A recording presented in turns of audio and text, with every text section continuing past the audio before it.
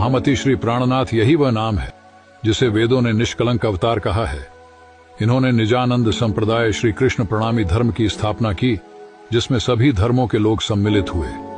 उनकी वाणी का सार तारतम सागर नामक ग्रंथ में संकलित है, जिसमें 18,758 चौपाइयां है। महाराज ठाकुर जी के अंतर्हित होकर जिसे पूर्ण ब्रह्म परमात्मा ने स्वयं लिखा है, यह प्रणामी संप्रदाय का प्रमुख और पवित्रतम ग्रंथ है, जिसे पंचम वेद भी कहा जाता है, जिसमें सारे संसार के संप्रदायों को एकजुट किया गया है। दुनिया अगर प्राणनाथ जी के बताए मार्ग पर चलती है तो कभी कोई झगड़ा नहीं होगा किसी संप्रदाय धर्म जाति में।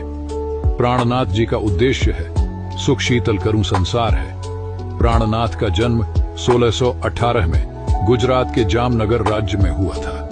उनका पूर्व नाम महाराज ठाकुर था। वे निजनामी संप्रदाय के जनक श्री देवचंद्र के शिष्य थे। उनका मुख्य कार्य अपने भूले साथियों को जगाना था, जो इस स्वप्नवत दुनिया में आकर अपना निज स्वरूप व घर भूल गए थे।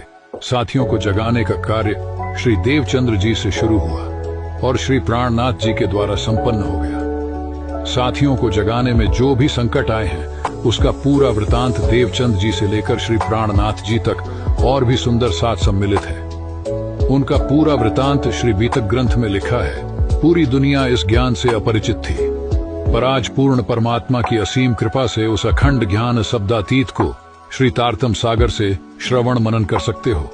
तारतम सागर ग्रंथ के कुछ शब्दों का उल्लेख करता हूँ, जैसे मेरा नाम क्या है, मैं कौन हूँ, मैं कहां से आया हूँ और मुझे इस संसार से मरण जन्म से मुक्ति कब मिलेगी। वह असीम परमात्मा अखंड आनंद स्वरूप कहां है, इस आगमन चक्र से कब छुटकारा मिलेगा। इन सब बातों का ज्ञान होने के बाद प्रेम लक्षणा भक्ति जागृत होगी, तब कहीं जाकर पूर्ण ब्रह्म परमात्मा की कृपा होती है। महाराज ठाकुर जी ने अक्षर और अक्षर से परे अक्षरातीत श्री पूर्ण ब्रह्म परमात्मा के दर्शन किए और उनके हृदय में साक्षात पूर्ण परमात्मा श्री कृष्ण अक्षरातीत राजश्यामा युगल जोड़ी विराजमान हो गए। तभी से उनको प्राणनाथ कहा गया, जो आज भी प्राणनाथ मंदिर मध्य प्रदेश में साक्षात झूले पर विराजमान है। प्राणनाथ ने समाज में फैली अंधविश्वासों और रूढ़ियों का विरोध किया।